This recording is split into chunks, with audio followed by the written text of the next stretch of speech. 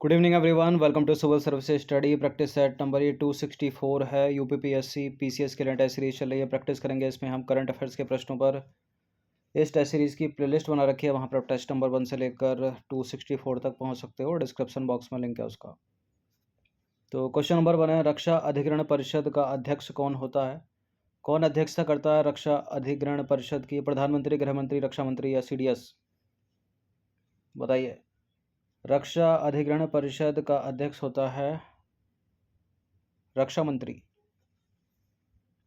तो रक्षा मंत्री जो है वो रक्षा अधिग्रहण परिषद का अध्यक्ष होता है। सीधे सीधे दिखेगा क्वेश्चन नंबर, मतलब आंसर ऑप्शन नंबर सी है इसका आंसर। ये नंबर इस पर कॉल या व्हाट्सएप करके आप फुल टेस्ट सीरीज प्राप्त कर सकते हैं यूपीपीसीएस की। क्वेश्चन नंबर 2 पर आ जाइए। सी ड्रैगन 2023 युद्धाभ्यास में निम्नलिखित में से कौन सा देश शामिल नहीं है? देखिए, सी ड्रैगन जो युद्धाभ्यास है उसमें जापान है, अमेरिका है, भारत है, दक्षिण कोरिया है, ऑस्ट्रेलिया नहीं है। तो sea dragon 2023 Bharat, America, Canada, Japan और दक्षिण कोरिया का साझा पनडुब्बी रोधी युद्धाभ्यास है। ठीक है। इस अभ्यास का उद्देश्य मित्र नौसेनाओं के बीच साझा मूल्यों और एक खुले समावेशी हिंद प्रशांत क्षेत्र हेतु प्रतिबद्धता के आधार पर उच्च स्तर का तालमेल तथा समन्वय स्थापित करना है। बुमचू महोत्सव का संबंध निम्नलिखित में से किस राज्य से है? बुमचू फेस्टिवल कहाँ मनाया जाता है? ये बुमचू है सिक्किम का। ऑप्शन नंबर डी है इसका आंसर। तो बुमचू जो है एक वार्षिक पवित्र जल फूलदान अनुष्ठान है जो कि ताशीदिंग मठ में मनाया जाता है। और ये जो ताशीदिंग मठ है वो सिक्किम में रंगीत नदी के ऊपर एक पहाड़ी की चोटी पर स्थित सबसे पवित्र बौद्ध स्थलों में से एक है, ताशीदिंग मठ। और बुमचू का अर्थ तिब्बती भाषा में क्या होता है? पवित्र जल का बर्तन। बंद अर्थव्यवस्था क्या होती है? कई बार पूछा गया एग्जाम में प्रश्न। बंद अर्थव्यवस्था यानी क्लोज्ड इकोनॉमी, इसका मतलब है ना तो निर्यात होता है ना ही आयात होता है। फॉर एग्जांपल जैसे कि ब्राज़ील की अर्थव्यवस्था। तो बंद अर्थव्यवस्था उसे कहते हैं जिसमें बाहरी अर्थव्यवस्था के साथ कोई व्यापारिक गतिविधि नहीं होती। देखिए, इसलिए बंद अर्थव्यवस्था जो है पूरी तरह से आत्मनिर्भर होती है, जिसका अर्थ है व्यापार संबंधित कोई भी आयात देश में नहीं आता और कोई भी निर्यात जो है देश से बाहर नहीं जाता। बंद अर्थव्यवस्था वास्तविक रूप से संभव नहीं है क्योंकि हर देश को किसी ना किसी चीज़ की थोड़ी बहुत तो आवश्यकता होती ही है। लेकिन ब्राज़ील एकमात्र ऐसा देश है जो दुनिया में सबसे कम माल का आयात करता है, इसलिए ब्राज़ील देश की अर्थव्यवस्था को बंद अर्थव्यवस्था माना जाता है। क्वेश्चन नंबर 5 पर आ जाइए। चीन और भारत के बीच व्यापार के संदर्भ में इनमें से कौन सा स्टेटमेंट गलत है? ये 3 स्टेटमेंट है, अगर तीनों के तीनों करेक्ट होंगे तो डी आंसर दिया जाएगा। देखिए, अमेरिका के बाद चीन जो है भारत का दूसरा सबसे बड़ा व्यापारिक साझेदार है और चीन का बाज़ार भारत के लिए खुला है और चीन की जनता अपने बाज़ार में अधिक उच्च गुणवत्ता वाले भारतीय सामान, सांस्कृतिक और अन्य उत्पादों का स्वागत करती है। और चीनी उद्यमों के निवेश ने भारतीय लोगों के लिए बड़ी संख्या में नौकरियां सृजित की हैं और भारत के आर्थिक विकास में योगदान दिया है। देखिए, माना कि 36 का आंकड़ा चल रहा है लेकिन ये तीनों के तीनों स्टेटमेंट करेक्ट हैं। ठीक है, तो इसलिए इसका आंसर हो जाएगा ऑप्शन नंबर डी। इनमें से कोई भी गलत नहीं है। तो अमेरिका के बाद चाइना जो है भारत का दूसरा सबसे बड़ा व्यापारिक साझेदार है और चीन और भारत महत्वपूर्ण व्यापारिक भागीदार हैं। इन दोनों देशों के बीच द्विपक्षीय व्यापार वर्ष 2022 में 135.984 बिलियन अमेरिकी डॉलर तक पहुंच गया। चीन का बाजार भारत के लिए खुला है और चीन की जनता अपने बाजार में अधिक उच्च गुणवत्ता वाले भारतीय सामान, सांस्कृतिक और अन्य उत्पादों का स्वागत करती है। और चीनी उद्यमों के निवेश ने भारतीय लोगों के लिए बड़ी संख्या में नौकरियां सृजित की हैं और भारत के आर्थिक विकास में योगदान दिया है। तो सारे के सारे स्टेटमेंट करेक्ट हो गए, इसलिए डी आंसर। चलिए क्वेश्चन नंबर 6 पर आ जाइए। पृथ्वी ग्रह पर नदी प्रणालियों के महत्व के संदर्भ में जागरूकता बढ़ाने हेतु प्रत्येक वर्ष डैश को नदियों के लिए अंतर्राष्ट्रीय दिवस यानी international day of action of reverse मनाया जाता है। कब मनाया जाता है? 22 मार्च को तो जल दिवस मनाया जाता है। इसका उत्तर रहेगा ऑप्शन नंबर ए, 14 मार्च। तो पृथ्वी ग्रह पर नदी प्रणालियों के महत्व के संदर्भ में जागरूकता बढ़ाने हेतु प्रत्येक वर्ष 14 मार्च को नदियों के लिए अंतर्राष्ट्रीय दिवस यानी international day of action for reverse मनाया जाता है। और इस दिवस की इस बार जो है 25वीं वर्षगांठ मनाई गई। इसकी एक थीम भी थी, वो थीम क्या है? नदियों का अधिकार, rights of reverse. Question number 7 पर आ जाइए। जोजिला दर्रा निम्नलिखित में से कहाँ अवस्थित है? जम्मू या कश्मीर में या लद्दाख में या चंबा में? जोजिला जम्मू, ना जम्मू ना कश्मीर, यह है लद्दाख, ऑप्शन नंबर सी। तो देखिए, जोजिला दर्रा लद्दाख के कारगिल जिले में स्थित एक उच्च पहाड़ी दर्रा है। ठीक है, यह दर्रा लेह और श्रीनगर को जोड़ता है और साथ ही केंद्र शासित प्रदेश लद्दाख एवं कश्मीर के बीच महत्वपूर्ण संपर्क मार्ग प्रदान करता है। देखिए, जोजिला दर्रा सर्दियों के दौरान भारी बर्फबारी के कारण बंद हो जाता है, जिससे लद्दाख क्षेत्र का कश्मीर से संपर्क टूट जाता है। और इसी को ध्यान में रखते हुए क्या किया गया? जोजिला सुरंग परियोजना की शुरुआत की गई वर्ष 2018 में। और यह सुरंग एशिया की सबसे लंबी और सामरिक द्विदिशात्मक सुरंग है, जो श्रीनगर, कारगिल और लेह के बीच पूरे वर्ष भर संपर्क प्रदान करती है।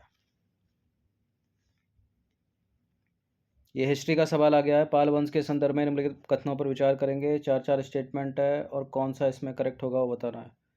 पाल वंश की स्थापना गोपाल ने की थी और गोपाल ने जो है बंगाल को अपने नियंत्रण में एकीकृत किया और मगध यानी बिहार को भी अपने नियंत्रण में ले लिया। बिहार के उदंतपुरी मठ की स्थापना भी गोपाल ने ही की थी। और धर्म परिवर्तन के बाद गोपाल को बंगाल का पहला बौद्ध सम्राट माना गया। कौन सा स्टेटमेंट सही है इसमें से? पाल वंश की स्थापना गोपाल ने की थी और बंगाल को अपने नियंत्रण में लिया और मगध को भी अपने नियंत्रण में लिया। उदंतपुरी मठ की स्थापना भी की, ये भी सही है। और बंगाल का पहला बौद्ध सम्राट माना गया गोपाल को धर्म परिवर्तन के बाद। तो सारे के सारे करेक्ट हैं यहाँ पर। तो 1 2 3 4 डी वाला स्टेटमेंट सही हो जाएगा। तो पाल वंश की स्थापना गोपाल ने की थी और राज्य के पहले सम्राट थे वो। उन्होंने बंगाल को अपने नियंत्रण में एकीकृत किया, यहाँ तक कि मगध यानी बिहार को भी अपने नियंत्रण में ले लिया। बिहार के उदंतपुरी मठ की स्थापना भी गोपाल ने ही की थी और धर्म परिवर्तन के बाद गोपाल को बंगाल का पहला बौद्ध सम्राट माना गया। तो सारे के सारे करेक्ट हैं, डी आंसर। शुक्र ग्रह से रिलेटेड निम्नलिखित में से कौन सा स्टेटमेंट सही नहीं है? देखिए, यह सूर्य का दूसरा निकटतम ग्रह है और सौरमंडल का छठा सबसे बड़ा ग्रह है। और यह सौरमंडल का सबसे गर्म ग्रह है। इसका अधिकतम तापमान 450 डिग्री सेल्सियस होता है और अम्लीय मेघ जो है इसे जीवन हेतु असंभाव्य स्थल बनाते हैं। यहाँ पर एसिड रेन के बादल होते हैं, जो जीवन की संभावना नहीं है यहाँ पर फिर। और शुक्र ग्रह अपने ग्रहों के सापेक्ष समान घूर्णन करता है, अन्य ग्रहों के सापेक्ष समान घूर्णन करता है। इसका सूर्य जो है पश्चिम में उदय होता है और पूर्व में अस्त होता है। 4 स्टेटमेंट, एक पक्का इनकरेक्ट है यहाँ पर। देखिए, पहला सही है, पहला बुध दूसरा शुक्र है। ठीक है, सौरमंडल का छठा सबसे बड़ा ग्रह है और सूर्य से निकटतम में दूसरा सही है। और सौरमंडल का सबसे गर्म ग्रह है, 450 डिग्री सेल्सियस तक तापमान जाता है इसका। ठीक है, अम्लीय मेघ बनते हैं इसके ऊपर, जो इसको एसिड रेन की वर्षा होती है, इसलिए जीवन संभव नहीं है यहाँ पर। शुक्र ग्रह अन्य ग्रहों के विपरीत घूर्णन करता है, सापेक्ष नहीं, ये गलत है। और इसी के चलते इसका सूर्य जो है पश्चिम में उदय होता है और पूर्व में अस्त होता है। तो सी वाला गलत है भाई। क्यों पूछा गया प्रश्न? क्योंकि न्यूज़ में है शुक्र। क्योंकि हाल ही में नासा के मैगलन अंतरिक्ष यान ने विभिन्न कक्षाओं से शुक्र ग्रह की सतह की तस्वीरें ली हैं और ये तस्वीरें बताती हैं कि इस ग्रह पर 2 वर्षों में 2 अथवा 3 बार कुछ स्थानों पर ज्वालामुखीय गतिविधियां होने की आशंका जताई गई है। शुक्र जो है वो सूर्य का दूसरा निकटतम ग्रह है और सौरमंडल का छठा सबसे बड़ा ग्रह है, इसे पृथ्वी की जुड़वा बहन या जुड़वा ग्रह भी कहा जाता है। सौरमंडल का सबसे गर्म ग्रह है। ठीक है, इस पर तापमान जो है 450 यानी 450 डिग्री सेल्सियस रहता है और अम्लीय मेघ जो है यानी यहाँ पर एसिड रेन होती है, जिससे जीवन की संभावना नहीं है इस ग्रह पर। शुक्र ग्रह अन्य ग्रहों के सापेक्ष विपरीत घूमता है। इसका जो सूर्य है वो पश्चिम में उदय होता है और पूर्व में अस्त होता है। और बुध ग्रह के साथ साथ इसका भी ना तो कोई चंद्रमा है और ना ही कोई वलय है। 10वां प्रश्न, नागरहोल राष्ट्रीय उद्यान निम्नलिखित में से किस राज्य में स्थित है? नागरहोल वही है जहाँ पर बांदीपुर है, यानी कर्नाटक में। ऑप्शन नंबर ए है इसका आंसर।